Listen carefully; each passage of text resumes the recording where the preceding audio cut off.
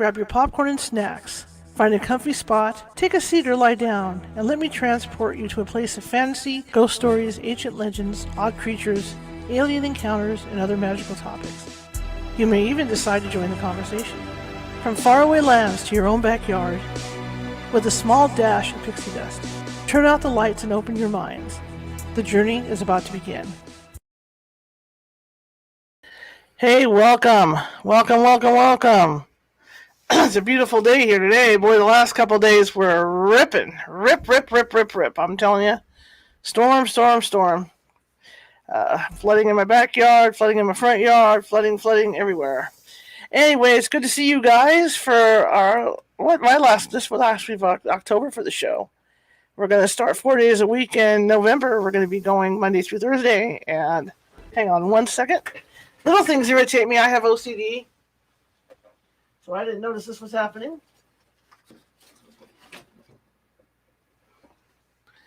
Wow. Okay. Well, you know what? It's the wrong side. Hang on. I have OCD. Let me. Okay. There we go. I have horrible OCD. Anyway, welcome.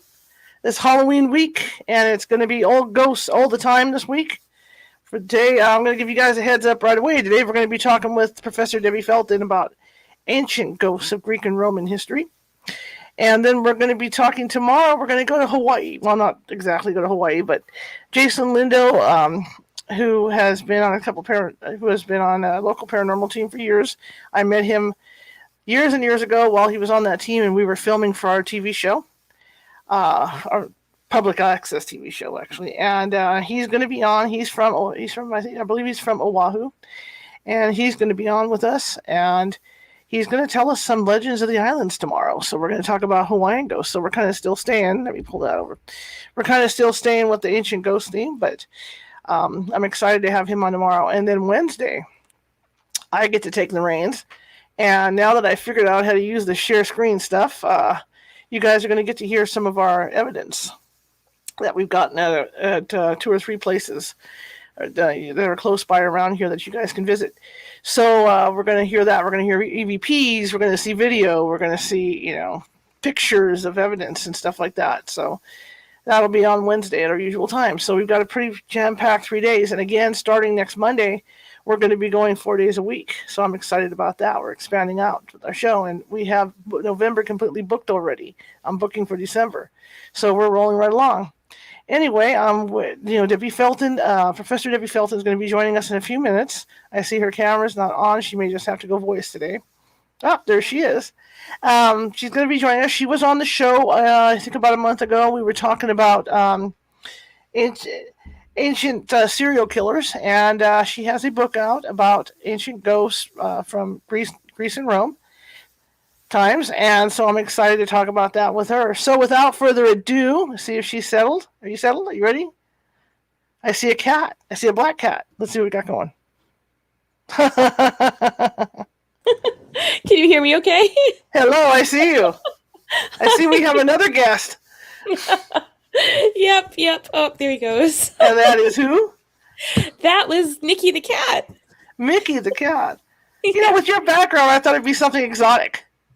Oh, yeah, it's I'm basically like in the most boring room of the house right now because everybody my husband is asleep and my kid's doing his homework, so I don't have the exciting background.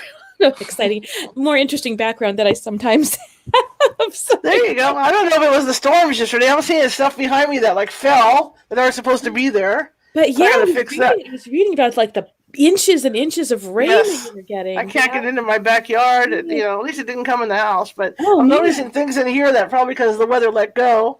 That shit got this white thing hanging behind me I didn't know about. And what did you get? 3.5 inches or something? It was almost 5. I think it was 5 inches. Oh my God! Even more than I read about. Wow. Yeah. I mean, it was just crazy. It was just. It kept coming and coming and coming and coming. And I have a gazebo out back, and you know how they'll pool up. And I wanted to see if I could get it to survive through the rain, but the problem was after about 3:00 yesterday, I couldn't get out there without having to do the backstroke. So I finally thought, where's your rowboat? Yeah, it's either going to survive or it's not. It survived the night, so hopefully it's starting to dry out today. But man, it was crazy. It was really crazy, and the high winds and everything.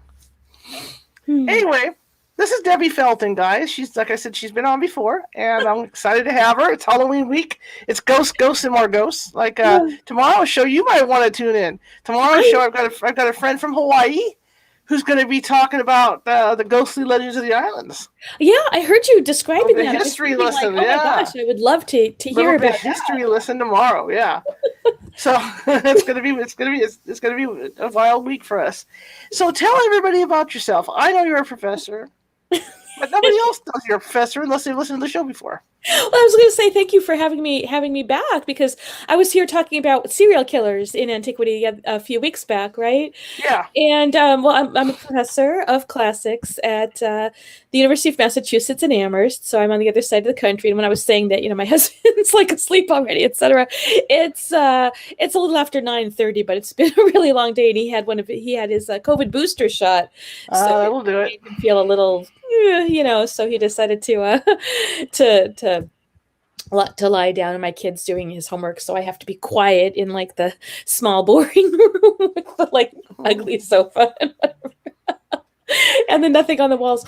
Anyway, so I teach at the University of Massachusetts in Amherst, and classics. A lot of people don't actually know what that is, but it's the study of the sort of the ancient Mediterranean world, and I specialize in folklore of the ancient Mediterranean world, mainly ancient Greece and Rome. So I was here talking about serial killers in ancient Greece and Rome when you had me before, and what I also have is a book called Haunted Greece and Rome. The paperback cover is more interesting, but anyway. So I wrote How about this one? Keep talking. I got it for you. See, I got you back. Oh, there you do? Go. Oh, so yeah, that's much prettier. Thanks. Now, that book is much older. I wrote that book about 20 years ago, and it's not. I mean, it sounds like it should be an anthology of ancient ghost stories, but what it really is, it just is like it focuses on haunted houses in the ancient world. But also says some things about ghosts back in ancient Greece and Rome also, and the things they have in common with our modern ghost stories. And I was going to say that where they differ from modern ghost stories, but there are so many similarities, it's actually sometimes hard to think of the difference. But anyway, that's what I do. I also work on ancient fairy tales. I'm currently editing the Oxford Handbook of Monsters in Classical Myth. So basically anything weird from the ancient world is sort of what I work on. And here's the kitty again. Come back here, kitty. He can come in. It's cool. Yeah. Hey. We like animals here. I had a dog for the first year I did this show. First year and a half, my dog would always be under the table, and people would laugh when I interviewed people with haunted houses, because they'd be like, "Oh my god, I can hear a ghost!" And I'm like, "No, it's the dog snoring or the dog making a noise." Yeah, he's a sweetie, and I haven't been home. I didn't get home until about 8:00 tonight from the office too. So he's sort of like, why aren't you paying more attention to me, and where have you been, and all that? Because they were used to. There are two cats actually. That one's not in here, but they were used to having me home all day. Yeah, because I was just like teaching remotely via Zoom, and now I'm gone most of the day, and sometimes real late too. So. They're sort of still, we're all readjusting to, yeah. But anyway, so yeah, you were asking me what I do, and that's pretty much what I do. I teach courses on witchcraft and the ancient witchcraft, magic, and ghosts in the ancient world. I teach Latin classes on ancient Latin ghost stories, and I'm this coming semester I'm teaching a Greek course, ancient Greek course, where we're reading the ghost stories in the original ancient Greek. So cool. See, how was that? I loved humanities in college. I just loved humanities, and I did have an instructor that taught witchcraft as well. So that was kind of cool. It was kind of cool. Yeah. So let's talk about your book. Why did you write this book? Well, that's a great question, actually, because I sort of stumbled across upon it. It's not what what happened was I didn't know that there were ghost stories, like regular ghost stories, like haunted house stories, in the ancient world. Not like these. And I'll give you a specific example in a bit, I suppose, but. I've liked ghost stories ever since I was young, and it was my dad who got me interested in them. And we tended to have a lot of ghost story anthologies around the house, like literary ghost stories, like Victorian, that turn of the century, last century. And when the reason I found out that there were stories like that in antiquity is because of a required class in graduate school on Latin composition. Like, we were required to take this class where we had to compose in Latin because that's super useful, right? Right. I mean, I'm mocking it, but the point was to make sure that we understood the language well enough to be able to teach it to other people. And so, but we read this beautiful ghost story, and the reason we were reading it for this class was because the professor wanted to demonstrate the difference between the use of the Latin imperfect tense and the Latin perfect tense.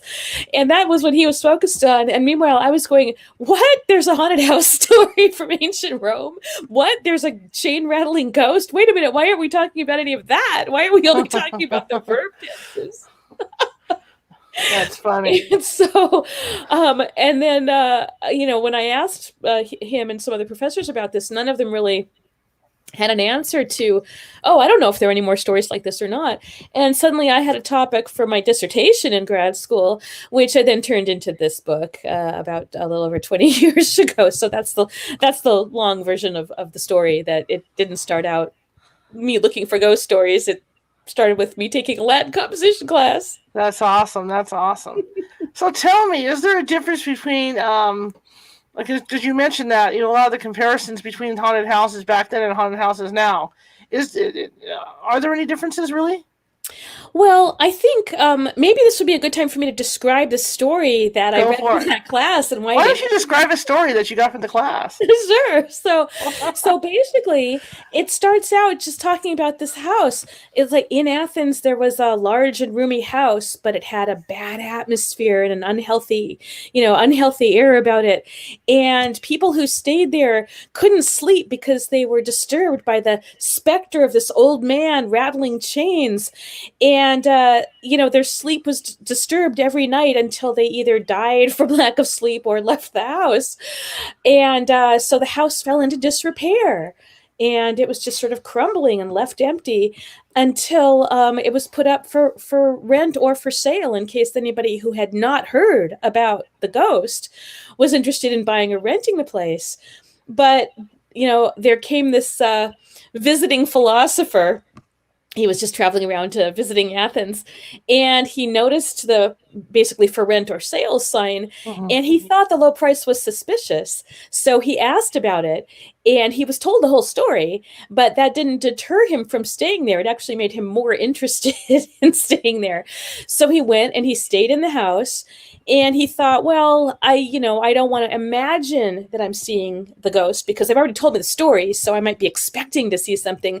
So I'm going to distract myself by just doing some work. So he's got his oil lamp there, and he's writing some things down, and he hears the chains rattling, and they're coming closer and closer to the room that he's in. And sure enough, he turns around, and there's this old man's ghost, rattling chains in the room, and he sort of looks at it and goes, yeah, okay, just hang on a sec while I finish my sentence here. And so he just goes back to his writing, and then the ghost comes closer and starts rattling its chains right over his head. And so at that point, he realizes it's not just his imagination. There really is a ghost right here, and it's trying to get his attention. So he follows the ghost, and the ghost leads him into the courtyard of the house and to a particular spot where it vanishes.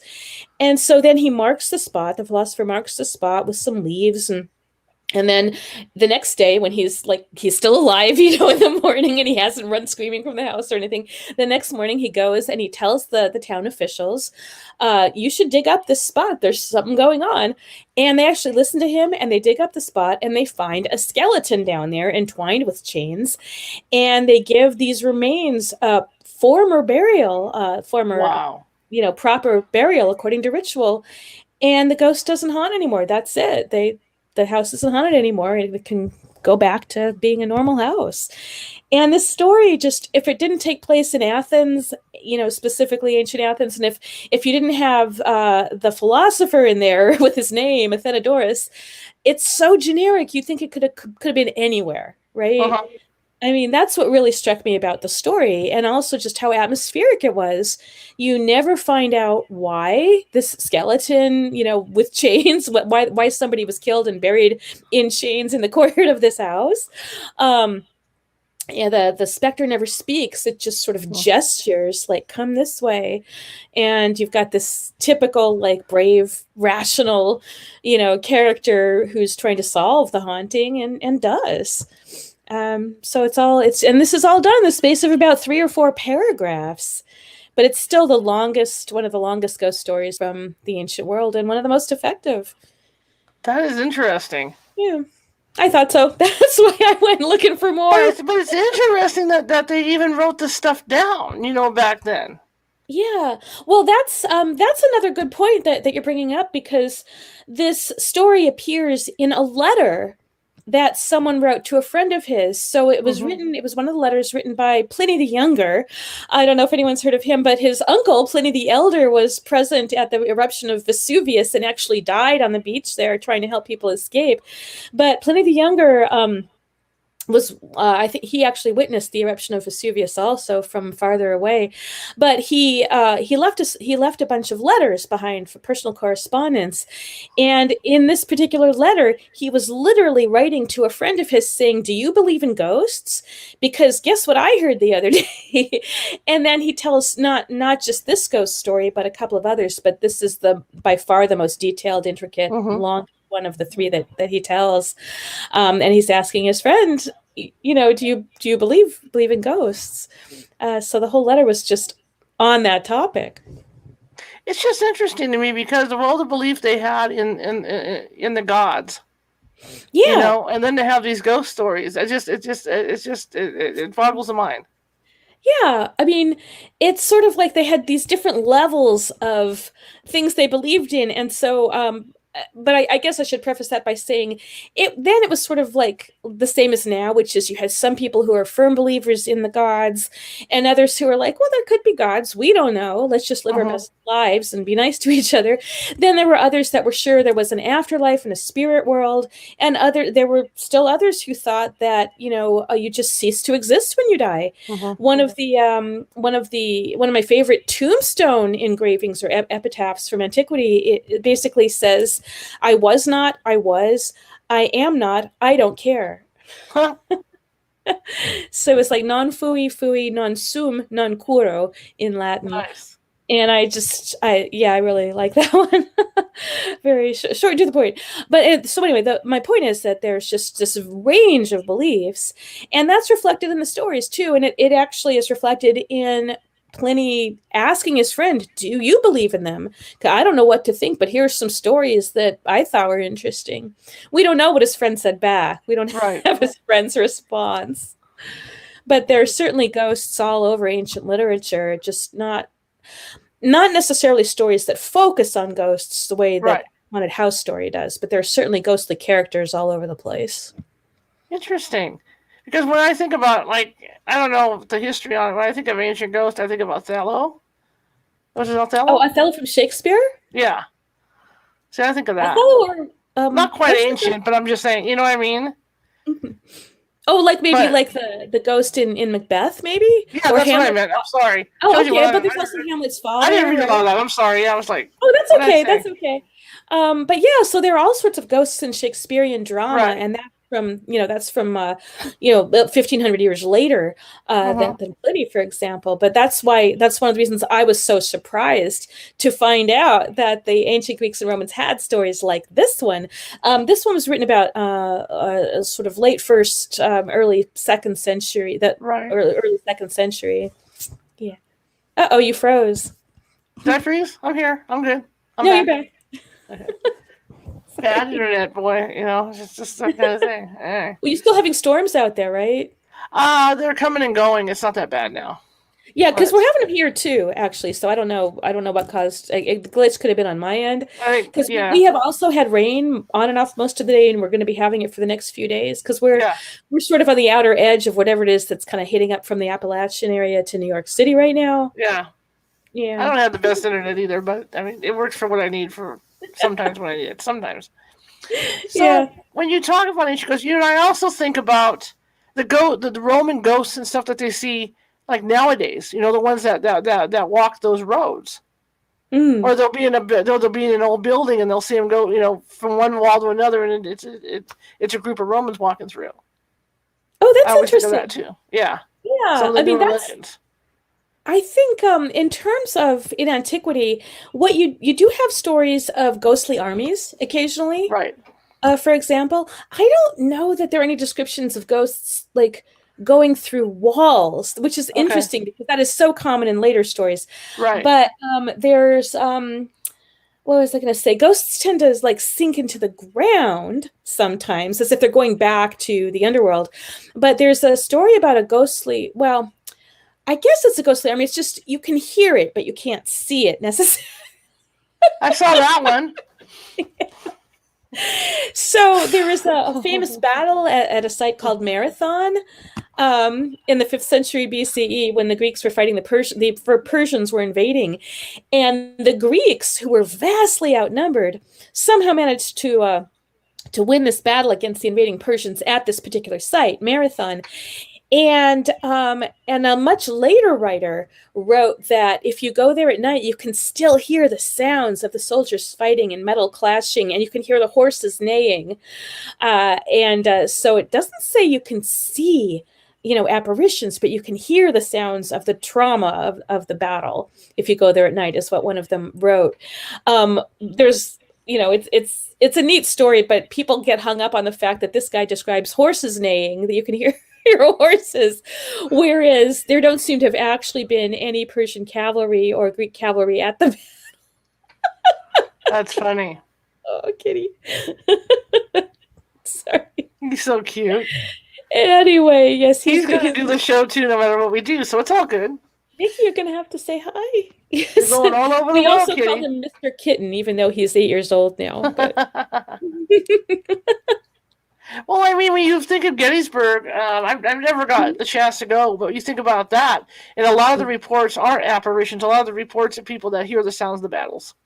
Yeah, and I mean there's the spirit photography, like, oh look, there's some fog there, maybe it's a ghost kind of a thing. I'm highly skeptical of photographs of that sort. But yes, the point is that there's definitely a belief and earnest reports of still hearing the aftermath of that trauma, like being repeated and repeated down the centuries and decades. Well, yeah, I know. As a ghost hunter, you think something that dramatic with that much stress, like a war like that, puts an imprint on time. That's what we think. Yes, exactly. The idea is that I think sometimes the technical term recordings is actually used for these recurrences of the same sort of thing, the same site that don't interact with people. Like, unlike the ghost in that haunted house story, there are these other ones that just seem to be like reliving the trauma of an event. Like the ghost, like, you see the woman falling from the tower and vanishing where she hits the ground, or you see the ghostly army clashing, or you hear it, at certain intervals or on anniversaries of battles and things like that. So yeah, so they're different types of haunting. Exactly.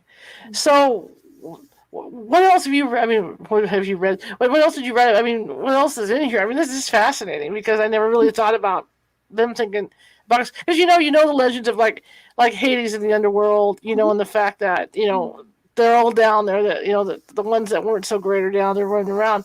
But I never thought of them being able to leave the underworld at that point in time to come back. Well, I think part of the belief in antiquity, because again, you've made another really great point.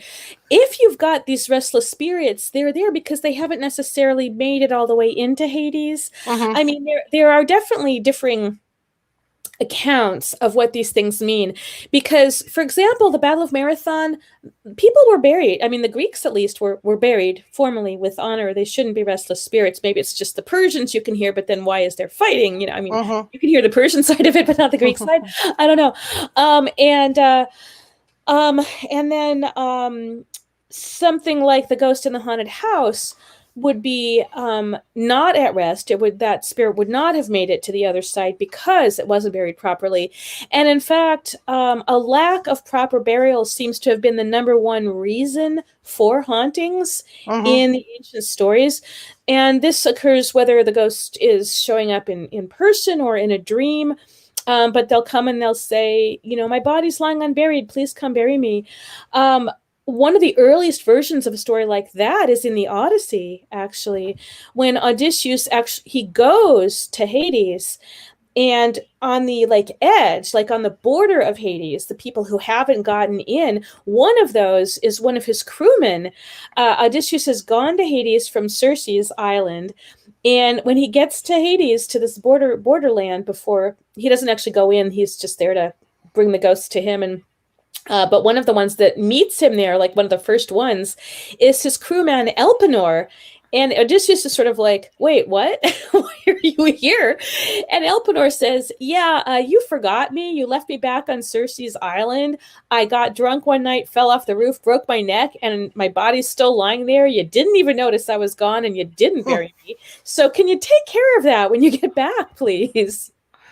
So yeah, I mean, so this is the ghosts that are milling around on, say, the shore of the River Styx, waiting to get in. Sure. Are the restless spirits, like the spirits of, some writers describe the spirits of babies, who died before their time, so they're restless. They're spirits of girls who were supposed to get married but died before they could get married and have children and fulfill their roles as women.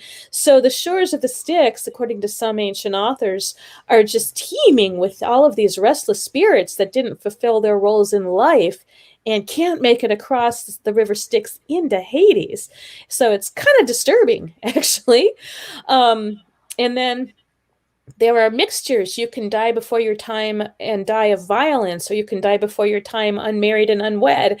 So there are all these different categories, but they overlap. They can also Yes, and now you have a great view of the cat's butt. Sorry, it's just a mess over here. That's okay. It's okay. It's your typical Monday, possibly even a worse than usual Monday. I have animals. I have a 17-year-old Kelpie that thinks she owns the place, and my nickname for her is the Hurricane, because those are away clean, and I go back in. Like right now, I know they're in the hallway moving blankets, and they're doing everything else they're doing. Yeah. She likes to move it's not things. just that. I mean, I'm looking at myself here, and I'm going, yeah, by the way, I'm still giving myself my own haircuts, and why am I doing that? I could actually go to a hairdresser. I just keep cutting my own bangs. But it's just a habit now. Whatever, man, I was thinking about the River Styx, and when you talk about the babies. Yeah. I mean, I don't know if you would know about this or who knows about this, but you wonder about, because you're supposed to give Charon a coin to go. So you wonder if the babies had coins. Maybe that's why they're hanging out there, because they have no money. I know. It's like you hope that their families would maybe give them the money. Because honestly, women dying in childbirth, children dying very young. I mean, if you made it past your first year, you had a good shot. Right. But a lot of, there was just all sorts of reasons why kids would die in the crib. But again, this is just some authors that describe this. Others would think, well, they died before their time, but they were buried properly and they had prayers said over them. So they're fine. They're fine, really. Like, don't worry about them. And this is one of the fascinating things, is the incredible variety of beliefs about what happens when you die, and when you die. I mean, like when in your life you die, like what point in your life you die, I guess is what I'm trying to say. And there's one story of, well, it's a boy who dies, and his mother just can't get over it. And so his ghost comes to comfort her in the evenings and says, "Don't worry, Mom, I'm okay. I'm really sorry I died, but it's okay." And so she takes comfort in the visitations from her dead son, from the spirit of her dead son. Her husband, on the other hand, is not thrilled by this. And what he does is he puts iron bars over the grave to keep the ghost from coming out.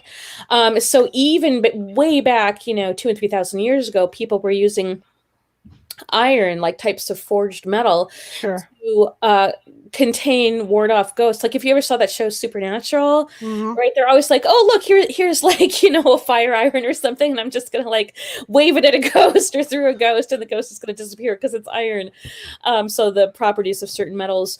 There seem to be various reasons behind that, by the way, in terms of, well, ghosts are sort of these kind of sort of an older tradition, the natural world, but the world of technology can somehow ward them off with reason, but that's represented by forged metal or something. I mean, there's just all sorts. I mean, that's just one of many theories about like why metal. You know, is it the rational versus the irrational or something like that? Yeah, so that's the one I just mentioned about the child coming back to his mother but being stopped by the father. And by the way, the wife then sued the father. sued her husband, the father. This was actually like a sort of a law case rather than a ghost story. Right. That's one of the main stories where you do see the ghost of a child as one of the main characters. Yeah. Were there ever any stories from the gladiator fight area? You know, from the arenas or anything like that? That's another great story because I remember, God, it was probably 15 or maybe even closer to 20 years ago. There was some show called Fox Channel's Scariest Places on Earth or something. And they actually gave me a call and they said, you know, can you come and talk to us about the ghosts of gladiators, and we'll fly you out to Italy into the Colosseum and you can tell us the stories. And I said, you know, that's an awesome offer, but I can't because there aren't any stories. And they were like, well, maybe you could make some up. I said, I can't. Academic integrity. No, I can't do that. Sorry. Anyway, so I did not go to Italy because I didn't, you know, it just didn't seem like the right thing to do because there aren't any stories, or at least if there are, I still haven't come across them and nobody's told me them and nobody else has found them yet. Now, one of the reasons for that is, I mean, there's several reasons. One is, despite what you may see in movies or even in novels, there wasn't as much death in the arena as you may think. A lot of those were staged, kind of like MMA. And you would have your star gladiators who you'd want to see fighting somebody else. And so to a certain extent, a lot of those fights could just be like, you know, intentionally rigged for show. Certainly there were a lot of animals killed in the arena, but actual deaths of people, not as much as you would think. But then the other thing going on there was that the people who would be engaged to fight in the arena, which, I mean, if you've seen maybe Spartacus, this might sound a little familiar. They were not Roman citizens. They were people who had been taken captive in war, or they were slaves. They were criminals. They were people nobody really cared about. And so there wouldn't be a story like, oh, that slave is going to haunt us. So that was the other aspect of that. Like, why are there no stories from the Colosseum about the ghosts of gladiators? So there wasn't anything like that told in antiquity. I mean, maybe there were some later stories, but in terms of ancient Roman authors telling stories about hauntings in the Colosseum, not so much. Yeah, which is awfully disappointing, I have to say. This is a bummer. Yeah. What do you think is the most common type of story from that era? You mean the most common type of ghost story? Yeah, from that era. Well, it's a long span of time. There definitely are haunted places. And so the haunted house story I told you, that's the best one. Sure. But there are other ones like it. So there's a haunted house in Corinth that's very similar, told around the same time. And the ghost is a little more aggressive and less sympathetic in that story. The ghost is a shapeshifter and it turns into all sorts of animals and it tries to attack the philosopher who, again, it's a philosopher in the story, right? Apparently only philosophers are reasonable enough or rational enough to not get scared by ghosts in these stories. But this ghost is much more terrifying. And the story is a lot more exaggerated and exaggerative in terms of the number of things that this ghost shapeshifts into. And the philosopher has this book of Egyptian spells. And so he's casting all these spells at it until he finally, like by the power of words, drives it into the corner of a room of the house and it sinks into the ground. There's one of the ones that sinks into the ground that I was mentioning before. And I think, you know, it's the same sort of thing. You dig up the spot, you find a skeleton, you bury it. But in that story, the focus was really on like how horrible the ghost actually was.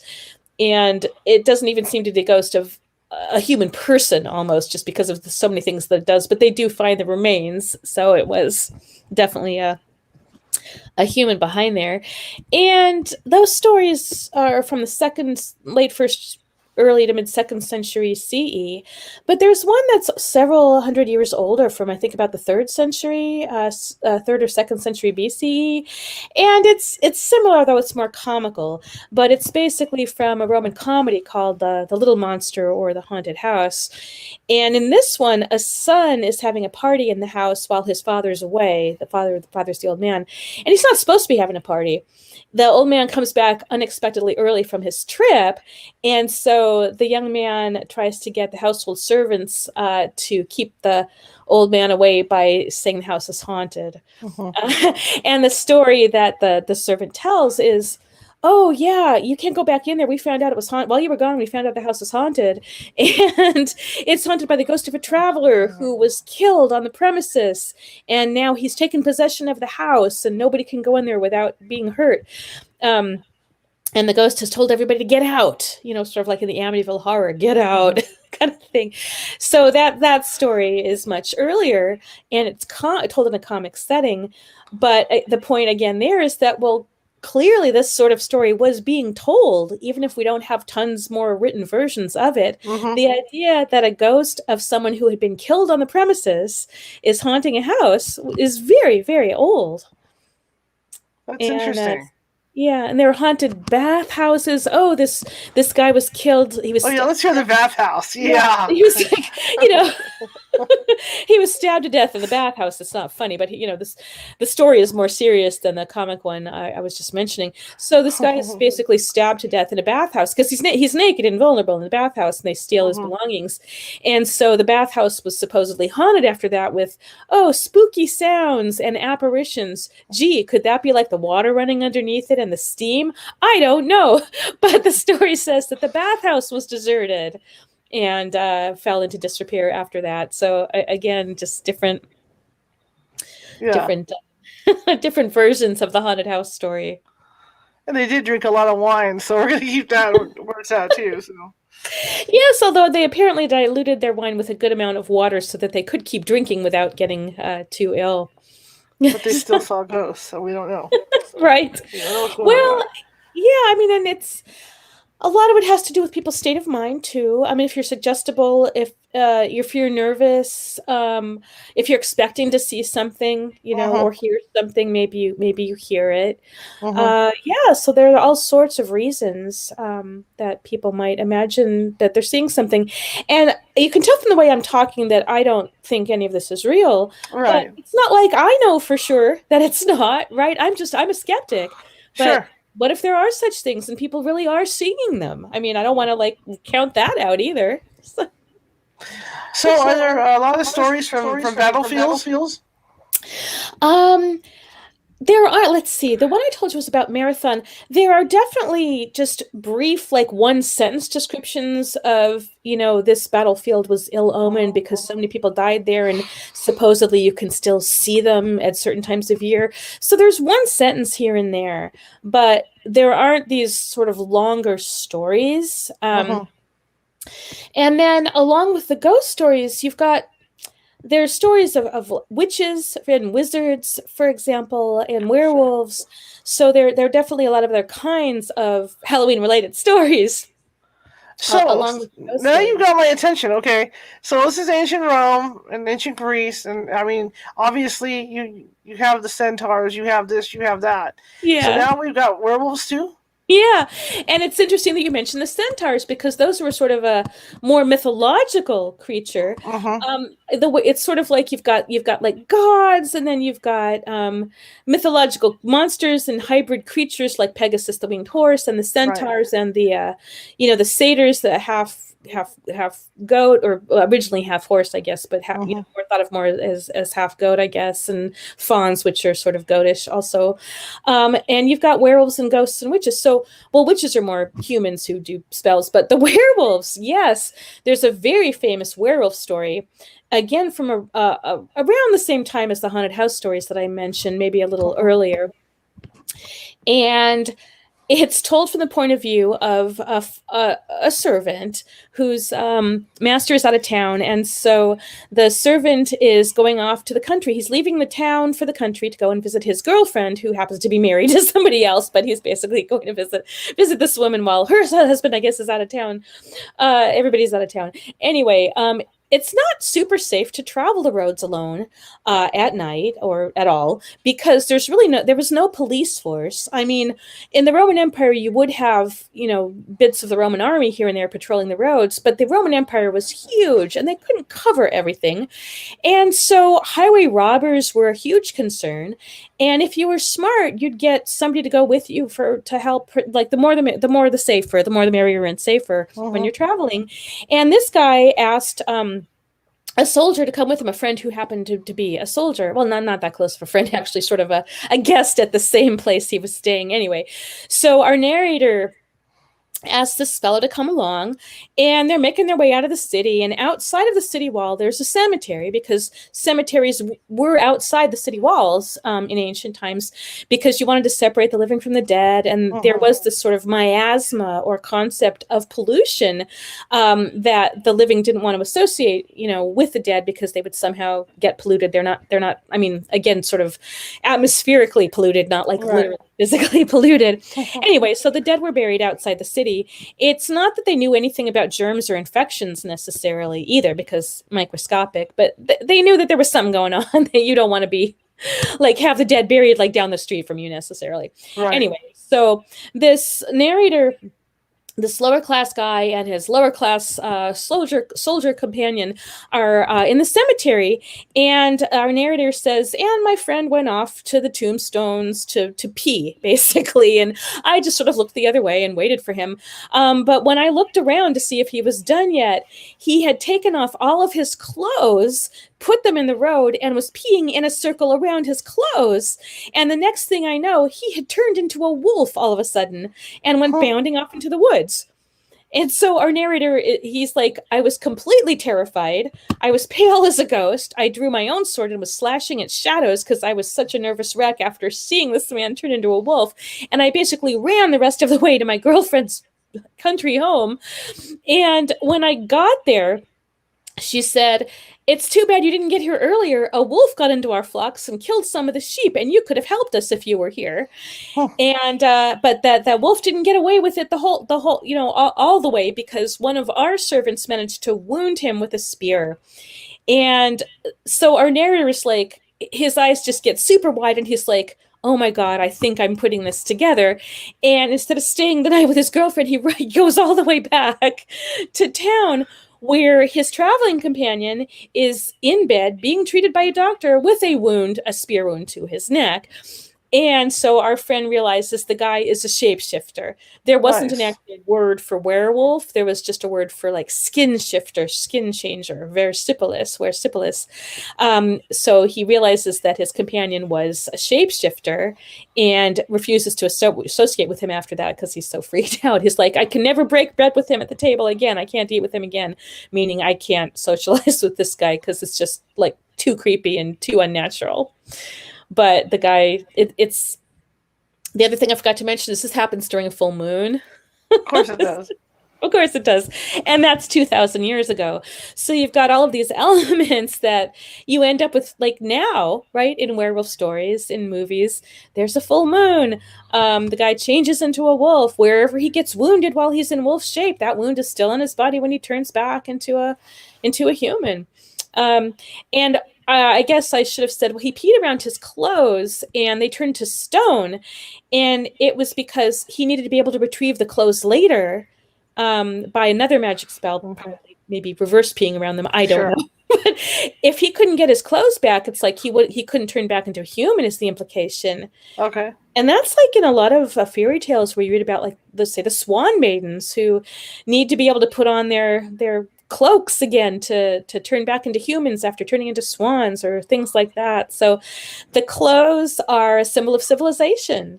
Once you put those on, you're civilized in the sense of you're farther away from nature. And what I find interesting is the whole shapeshifter concept. I know that zoos was Well, able yeah, the gods can do to, that. to Yeah. change, yeah, to change. I mean, that's how he fathered Hercules, and all this happened, and you know. But it's just Yeah. interesting to think that it's that much ingrained to where, aside from the gods, that there's these other shapeshifters around. Yeah. Well, witches and wizards seem to have been this ability was attributed to them, and so like witches could turn themselves into birds, like owls, or into flies, and they could be flies on the wall, like literally, and over here, or they could, as birds, fly to their lovers' houses, because women weren't supposed to leave their homes at night; they were supposed to Hmm. stay with their husbands or families or whatever. But if they had a secret lover, they wanted to be able to go see. Well, if you were a witch, you could turn yourself into a bird and go and do that. So, and there's certainly magicians in ancient literature who can turn themselves into wolves. A book just came out last year on the werewolf in the ancient world. It's by Daniel Ogden, who's in the UK, and it's the first like comprehensive study of the werewolf in the ancient world, and it's pretty awesome. You gave me a name. Thank you. It's already up in Yeah. the computer. So it's already in the computer right now. So yeah, if you can talk to him, that would be, That would be kind of cool. Yeah. he's a Let's really talk great about the guy. differences.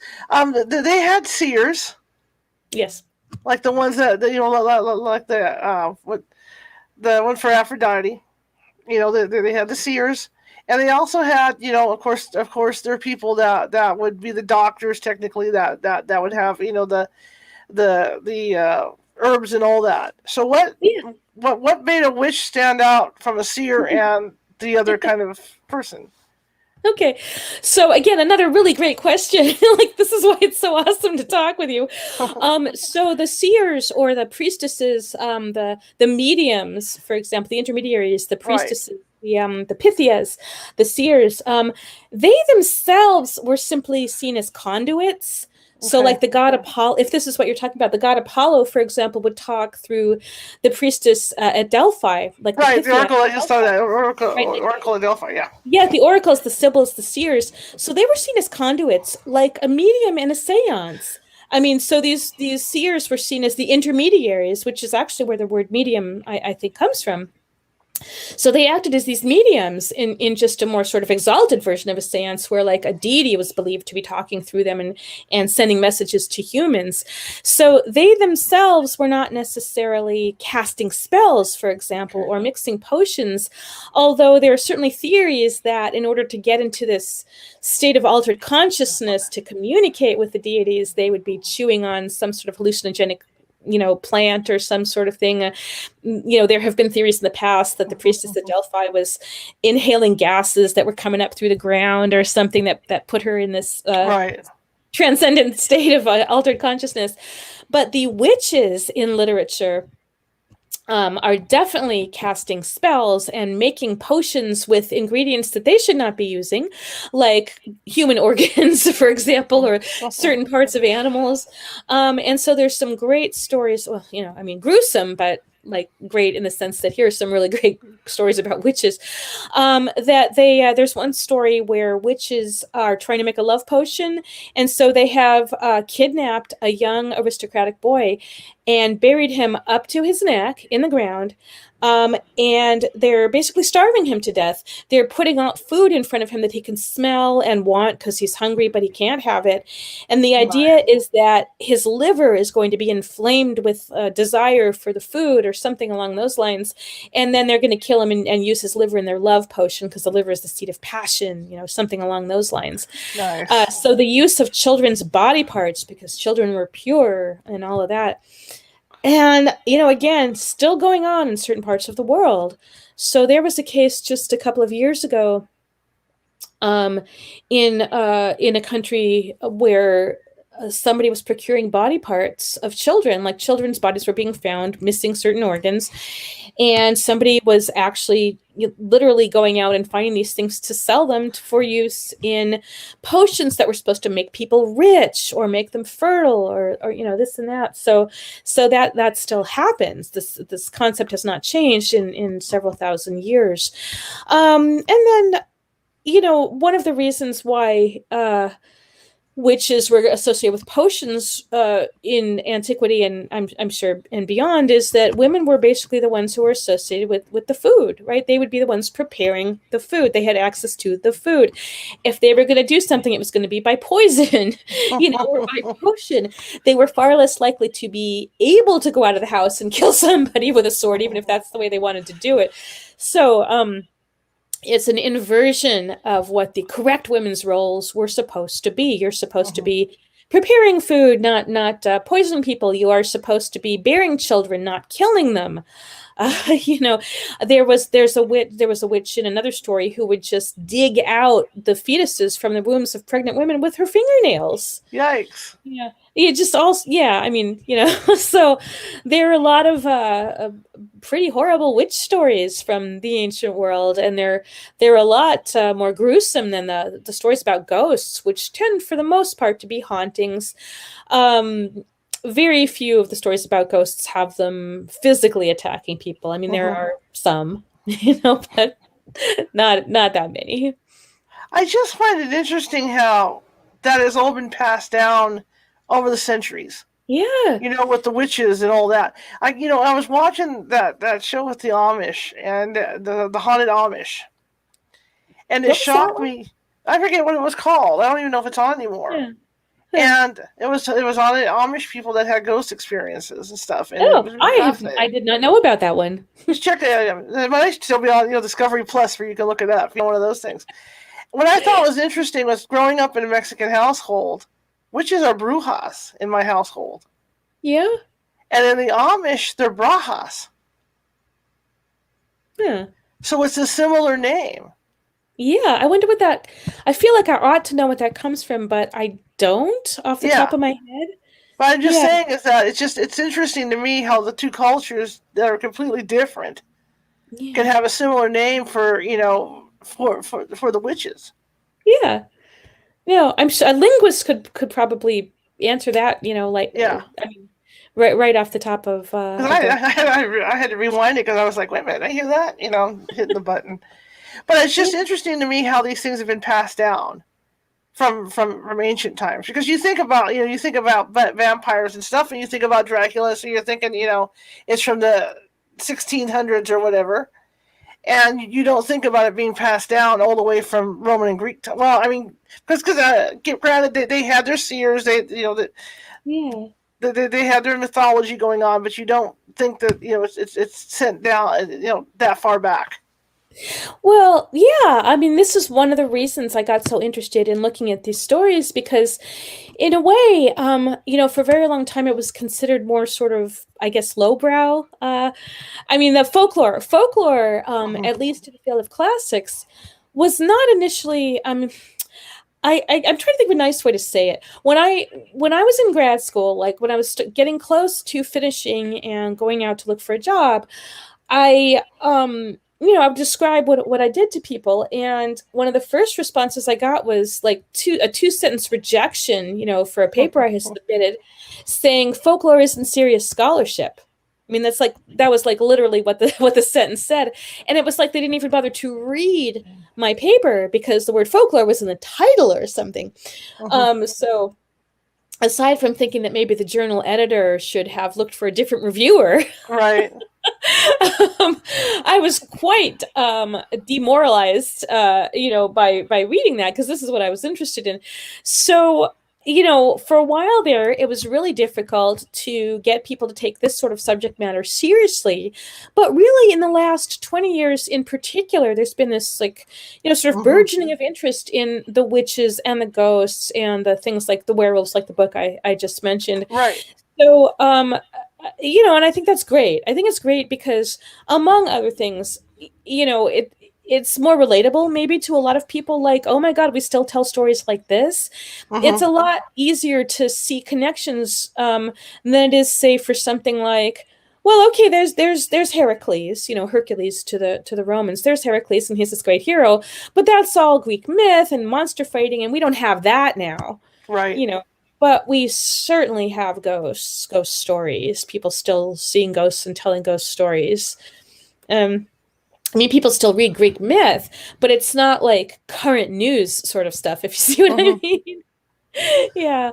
And the ancient Greeks had something similar to vampire, even. They had a creature called the Lamia, which was sort of a half female, half snaky kind of creature who would drink the blood of young men. Like they would fatten up young men. Like they would appear as these seductive, beautiful mortal women, and they would seduce the young men, particularly young men, and they'd fatten them up with great food, and then they would basically drink their blood. So, yeah, that's the closest you come in antiquity to having a vampire figure. Interesting. It is. I just find it. I find it. Like I said, I hate to say the word fascinating again, but it does. It fascinates me because then when you look back, you can see how over the years they've been adapted to. Like when you talk about the hauntings, right? You know how they've been adapted to whatever century. Yeah. Yeah, exactly. And I mean, now, even when there's stories like, say, vanishing hitchhikers, like all these urban legends, the roads are always a very interesting place in antiquity. Like you find all sorts of uncanny things going on along the roads because they're kind of like, I don't know, sort of liminal, like they're not one place or another, they're between places. There's often, like in antiquity especially, there's nobody around. And so again, like a philosopher and some of his companions are walking along a road, and one of these Lamia creatures appears to them. And he's not fooled for a minute. He's like, she looks like a beautiful woman, but she's actually a Lamia. And we need to like curse her until she leaves. And then so he does that and she disappears. But they're off in the middle of nowhere, like in the mountains on some deserted road when this creature appears to them. And a lot of the spookier stuff that happens on roads sometimes. So Wow. Yeah, that's true even now. I mean, you got like you say the phantom hitchhikers or something crosses in front of the car or they see a phantom dog or something yeah. like that. Yeah, and I think we were talking a few weeks ago about, even in antiquity, serial killers along Right. highways was a thing. Just like now, serial highway killers. I've got the words in the wrong order, but it's an issue. The FBI has their serial killers highway initiative kind of thing. But yeah, so and a lot of these haunted houses tend to be sort of on the edges of the city, or just, Mhm. like right by the city wall kind of thing. Or a young man is walking along a road and that's where he meets a Lamia. Not just a philosopher, but there's Right, another right, story right. of a Lamia where he's walking along a road by himself and suddenly this beautiful woman appears. Like she's going to be walking around by herself, on a road. That's your first clue that it's not okay, not an okay person It's to not hang out okay with. to talk to or have a conversation. What Yeah. about any sightings of my mind? I'm telling you, it's my lips don't want to work. Okay, any sightings of like Caesar or people like that? Oh, so ghosts of famous people. Well, visually not necessarily, but the spot where Caligula was assassinated was supposedly like, again, these eerie disturbances, especially Mm-hmm. on the anniversary of his death.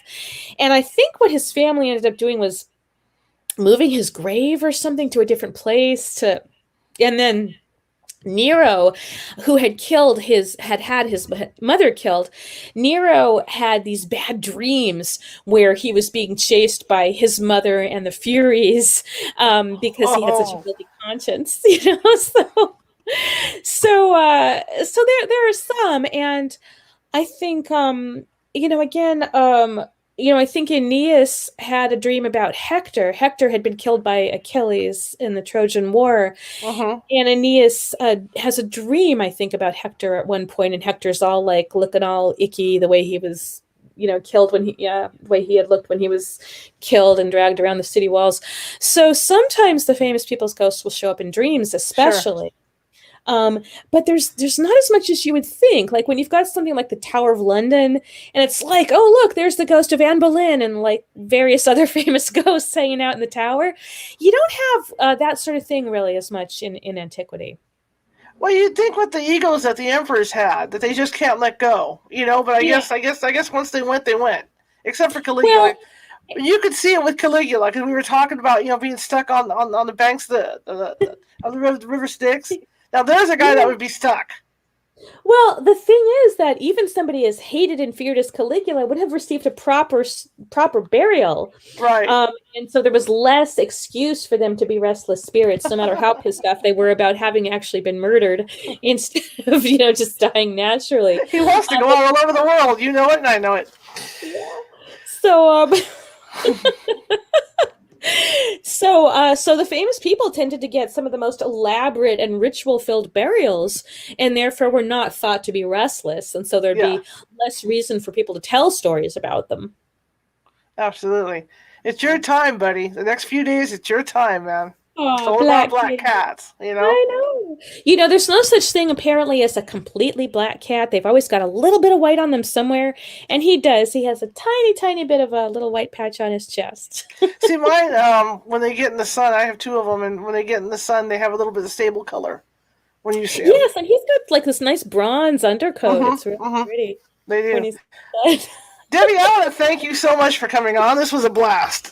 I want to thank you for having me again, because you asked the best questions. It's like you already know so much about I try. So you know what to ask. And hello, Kitty.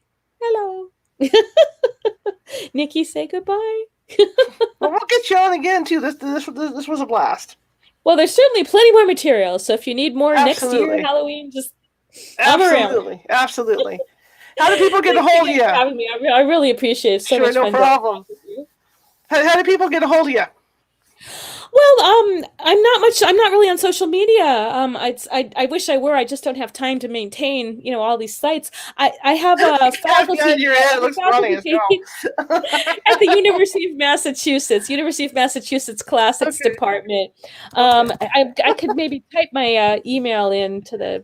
I don't know if I can. Actually, I put a link to your site at the university. Sure. That's the other show, so we're good. Yeah, so people should certainly feel free to email me, because I definitely answer emails and all that, and I just let's just say I don't have, Instagram or Twitter or anything like that because I can barely keep up with all the stuff I'm supposed to be doing, and I would be so distracted if I had all that. He's going to be famous now, you know that. Nikki the cat, Nikki the black cat. The black cat. He's like oblivious. He's like, why is your computer right here? And why are you talking to somebody who's not there? And why are you talking into a box? Yeah. Yeah. But he can hear you. So. Yeah, that's another thing. He's wondering why is the noise coming out of the box? He kept making appearances while I was teaching on Zoom over the last year and a half, and the students always thought that was a nice break to, have the cat. See, with me, because my camera sits on top, I can see my cat going, oh, it's got a light on it. How fun is that? Poof, Off I go flying somewhere, So, yeah. How can people get your books? Well, they're available on Amazon. If anybody's interested, that's great. I think I probably said this last time, but it's not like I make any money off of them. So, I think it's great if people. There are certainly used copies of Haunted Greece and Rome because that one has been out for a while. Sure. The Serial Killers book, it just came out this last summer, but there are paperback versions of both, and they're both well under $30, especially Haunted Greece and Rome. I think that one's like 13 or 14 at this point because it's been out. Libraries might have them. Anyway, I think they're both very short. They're, I think easy reads. You can read one chapter and it's not like there's a plot, Yeah. It's just chapters on different subjects, different haunted houses, different types of ghosts, the words that people used for ghosts, the superstitions about ghosts. Oh, like cool. if you have freckles, it keeps ghosts away. Oh, and they did have the folk belief that animals could sense spirits. So like horses, dogs, cats, they could see spirits according to the ancient Greeks and Romans. That's really cool. That is really cool. That is really cool. Thank you again for coming on. And I know it's late for you now, so get some rest and we'll be in touch again, okay? Okay, thanks again. Great talking with you. No problem. Thanks a lot. Bye-bye. Bye. Oh, that was fun. It's always fun to have her on and talk about stuff. I love it. Like I said, I am a humanities buff, and I just love history. And wow. Anyway, here we go. That was day one of our ghosty week. And again, tomorrow we're going to have Jason Lindo on, and he's a good friend of mine, and he was working on a team when I was filming the California Haunts TV show. And I'm excited to have him on to talk about Ghosts of Hawaii tomorrow. If you like the show, share it with 5 people. If you hated the show, share it with 5 people. We're equal opportunity here because we want to keep getting the word out. You guys have been doing a good job of getting the word out for us, so we're real happy with that. Our numbers are going up, up, up, up, up. Issue we have here, this is all out of pocket. We're a nonprofit team, and I pay for everything out of my own pocket. My pockets are empty. If you feel it in your heart to donate to help us out to keep the show on the air, that's paypal.me/CaliforniaHaunts. And again, paypal.me/CaliforniaHaunts. YouTube. We're up to 87 subscribers. We're getting there. We're inching up to where we need to be. I need you to subscribe on YouTube. I'm trying to get a dedicated URL so that people can go directly to our YouTube site. All of our videos are there for the last year and a half. And so right now YouTube has a certain limit before I can put a dedicated URL on there.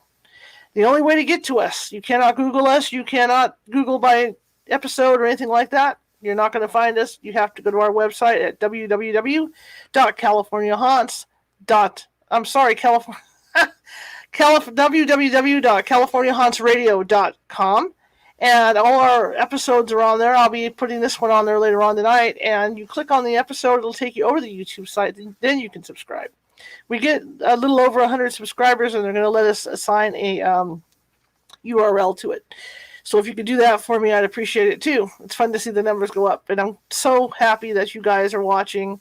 Everybody around the world. We have a lot of people in the United States, a lot of people Mideast, a lot of people in Germany, and a lot of folks all over the world now, and I'm real excited about it. So keep on watching and tell your friends about us, because we're going to be here for the duration. And like I said, November we start doing 4 shows a week, and everybody got that book solid for us, different topics, different types of guests, and all that good stuff. So anyway, I want to thank you guys. We will be here at the same time tomorrow evening with Jason Lindo to talk about Ghosts of Hawaii. And I will see you tomorrow. Oh, you know what? I'm going to run this first before I forget. Brain farts. God, they're just flying today. Here's the information on how to contact Debbie if you want to talk more history with her. And that's umass.edu/classics/ that was quick, huh? members/Debbie Felton, I think it said. Here's her book, Monsters and Monarchs, and Haunted Greece and Rome, Ancient Ghosts, and that can be found at Amazon. Both books can be found at Amazon, and I think they can be found used as well, like she said. So again, I want to thank you all for coming, and I will see you tomorrow. Bye-bye.